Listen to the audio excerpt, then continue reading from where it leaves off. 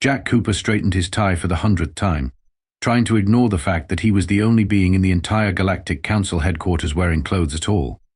Most species either had natural armor, decorative scales, or some kind of bioengineered environmental field. But humanity was new here, and Jack was determined to make a good first impression, even if it meant being the only one sporting Brooks Brothers in a building full of beings that looked like they'd escaped from a marine biology textbook. Next applicant species representative boomed an automated voice that somehow managed to sound both bored and judgmental. Proceed to Chamber 47X for preliminary evaluation. Jack took a deep breath and walked through the shimmering portal, emerging into what looked like a cross between a DMV waiting room and the set of a 1960s sci-fi movie. Behind a floating desk that seemed to be made of solid light sat Council Head Administrator Vreltak, a being that resembled nothing so much as an annoyed octopus wearing reading glasses. Ah yes, the human Vreltak managed to make the word sound like something you'd scrape off your shoe. I am Vreltak, and this is my assistant, Pit. He gestured to a small floating orb covered in blinking lights that made cheerful beeping sounds. Pleasure to meet you both, Jack said, extending his hand before remembering the briefing about alien customs. He quickly converted the gesture into what he hoped was a respectful bow. I'm Jack Cooper, Earth's diplomatic representative.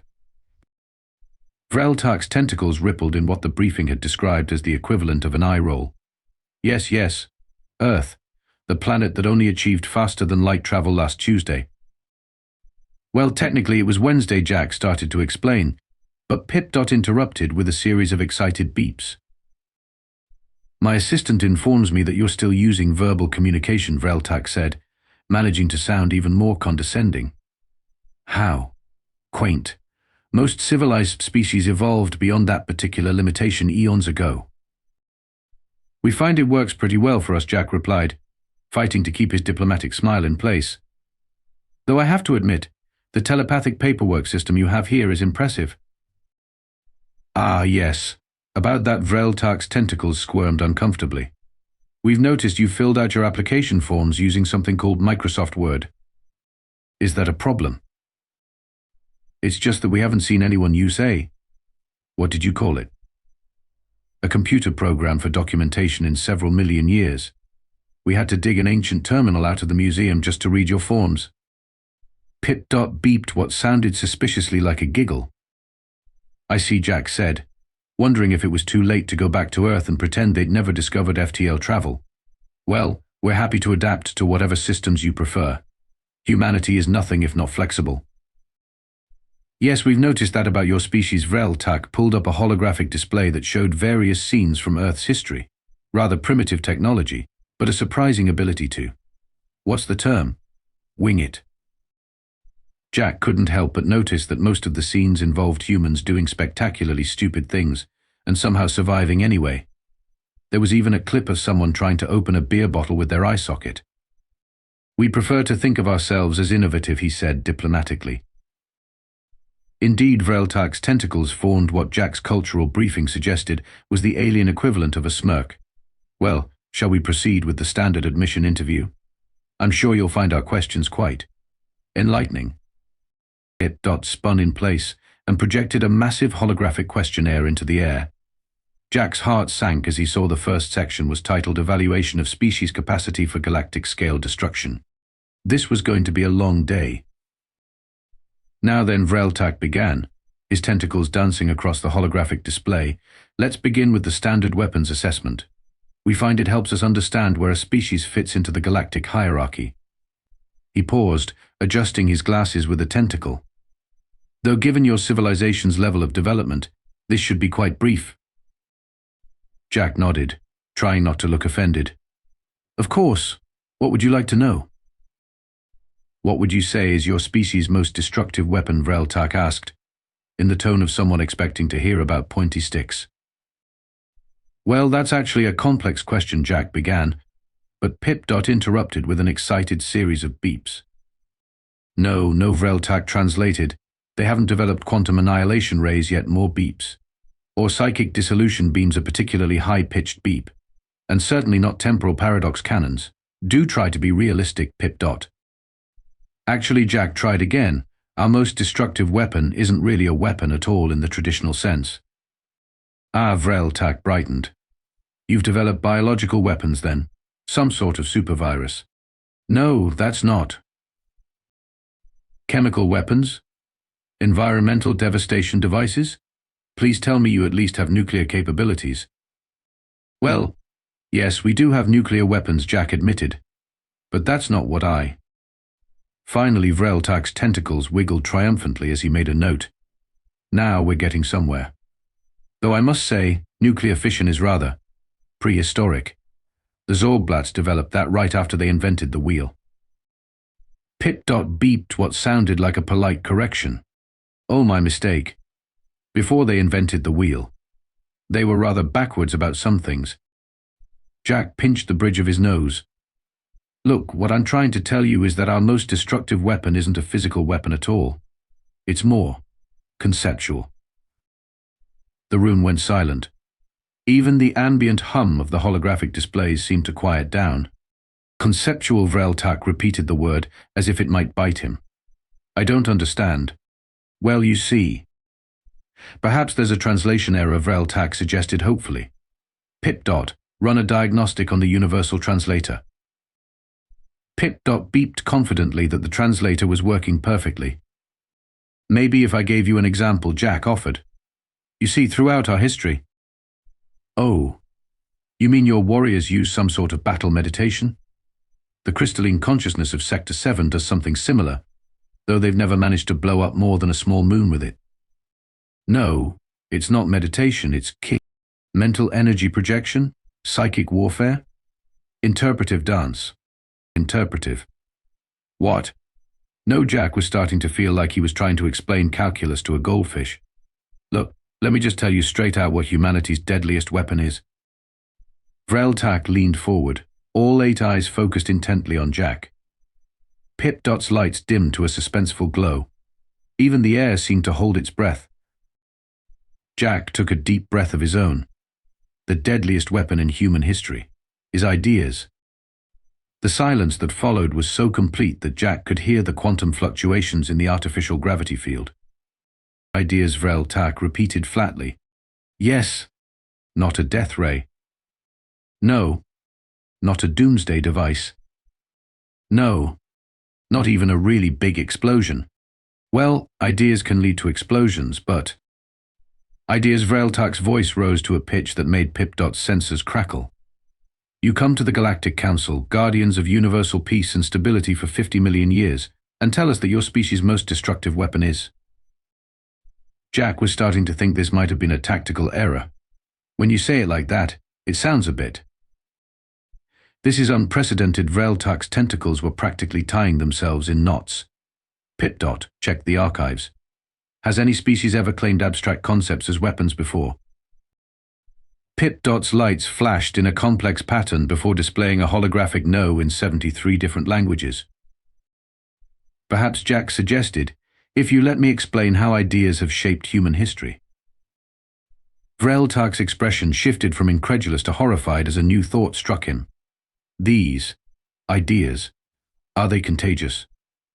And that's when everything really started to go wrong.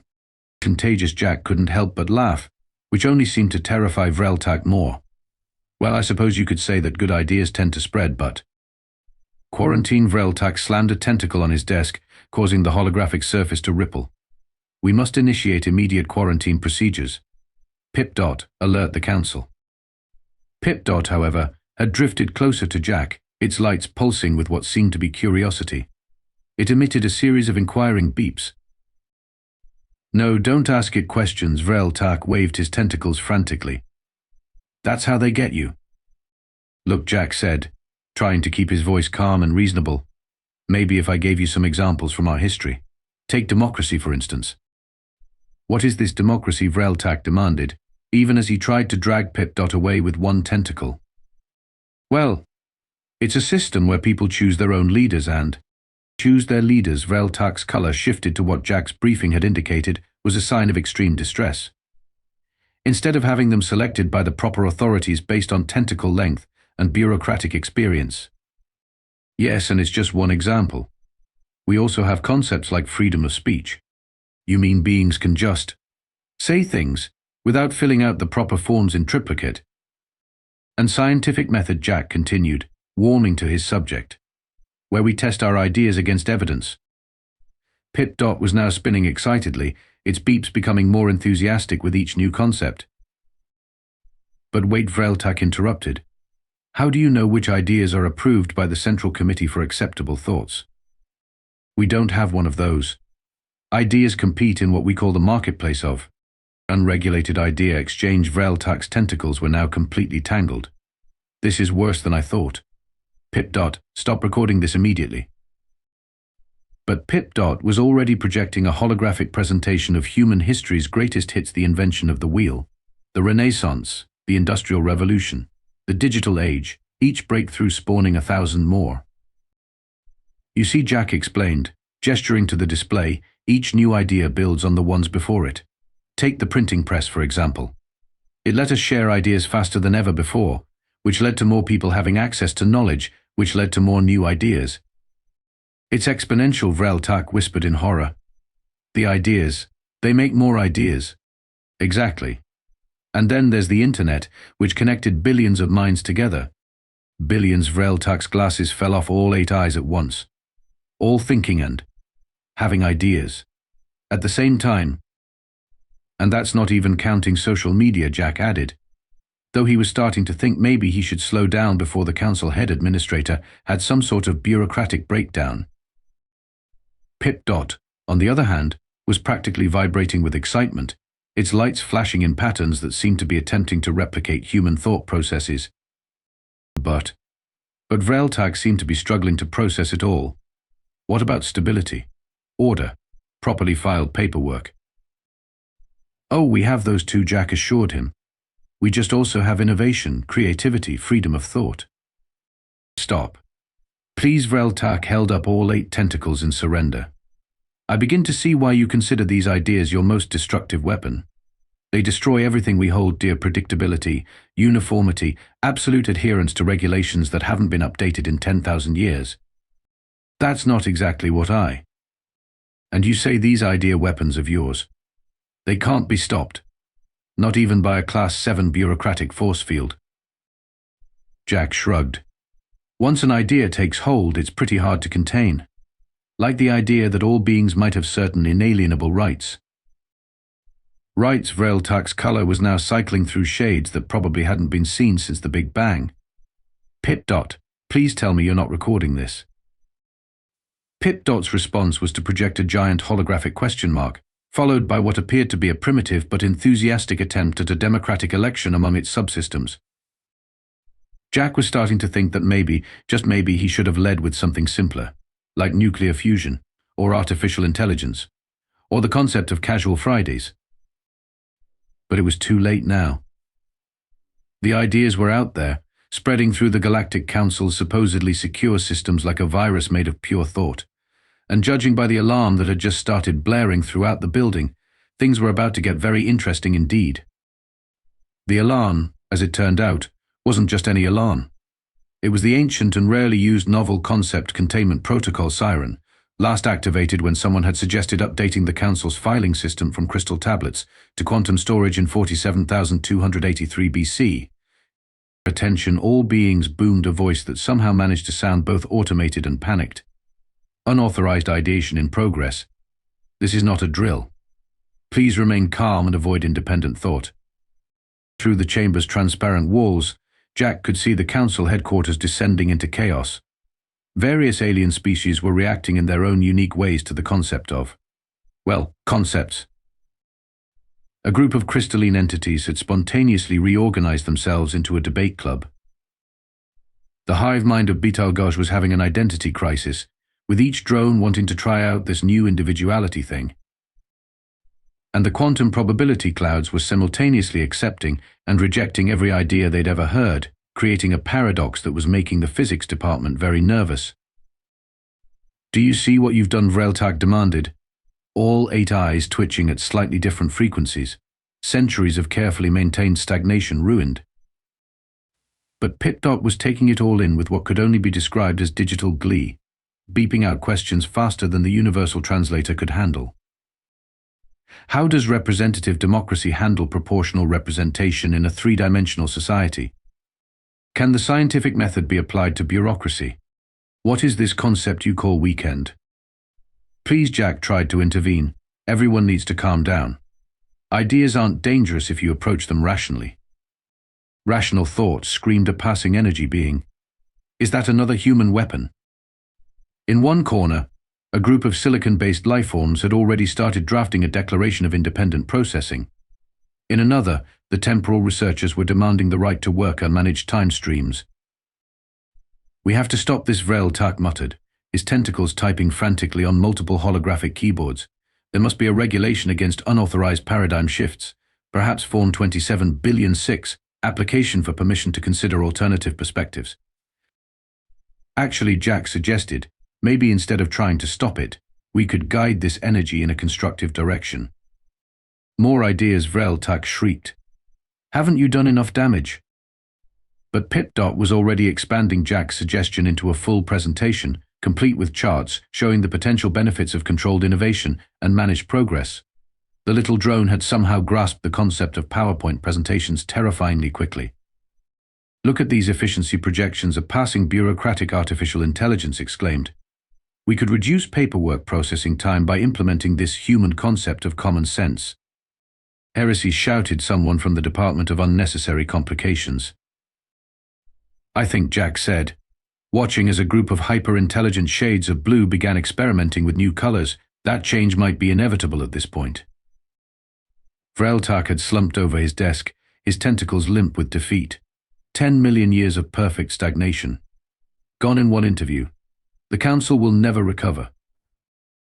Oh, I wouldn't say that, Jack replied, watching as Pip-Dot organized an impromptu TED Talk for a group of fascinated alien administrators. I'd say the council is about to become more interesting than ever. That, Vrel Tak moaned, is exactly what I'm afraid of. And somewhere in the building, someone had just discovered the concept of casual Fridays. The galaxy would never be the same. As the chaos in the council headquarters reached its peak, Vrel Tak finally managed to compose himself enough to make an official declaration. Under Section 7, Subsection 12, Paragraph 9.3 of the Galactic Admission Standards, he announced, his tentacles trembling but determined, I hereby reject Earth's application for membership on the grounds of being too monumentally disruptive to galactic stability. Interesting, Jack replied calmly. And how exactly do you plan to enforce that? Vrel Tak blinked, all 8 eyes in sequence. What do you mean? Well, you can reject our application, but you can't reject our ideas. They're already out there, Jack gestured to where Pip-Dot was teaching a group of mathematical abstractions how to think outside the hypercube. And frankly, it seems like the galaxy could use some fresh perspectives. But, the forms, the procedures, the sacred traditions. About those traditions, Jack said, pulling up one of Pip-Dot's newly created displays. Did you know that your current bureaucratic system has a 47% redundancy rate? And that's not counting the departments whose only purpose is to approve the existence of other departments. Vrel Tak started to protest, then paused. 47%. Pip-Dot, show him the analysis you just ran. The little drone happily projected a comprehensive breakdown of the council's organizational inefficiencies, complete with helpful animations showing how simple innovations could streamline everything from paperwork processing to quantum entanglement permits. This is Vrel Tak's tentacles twisted thoughtfully. Actually quite thorough. But implementing changes would require filing at least 7,000 forms in quintuplicate. Or, Jack suggested, we could try something new. New, Vrel Tak whispered the word like it was a forbidden incantation. Think about it. You could be remembered as the administrator who brought the Galactic Council into the modern age. The one who dared to reduce a 15-step process into a 3-step process. The revolutionary who suggested that maybe, just maybe, not everything needs to be approved by 17 different committees. Pip-Dot enthusiastically added a mock-up of what such a streamlined council might look like, complete with a very flattering hologram of Vrel Tak standing under the words innovator of the millennium.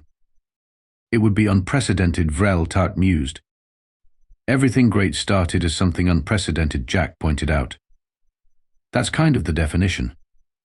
Around them, the initial panic was starting to settle into something more productive. The crystalline entities had moved from basic debate to proposing actual policy changes. The quantum probability clouds had figured out how to exist in a state of both efficient organization and creative chaos. Even the Department of Unnecessary Complications was considering the radical notion that some things could perhaps be simple. And you humans, Vreltak said slowly, you would help guide this transition. Share your experience with managing change. That's what we do best. Well, that, and inventing increasingly complicated ways to serve coffee. Pit. Beeped questioningly.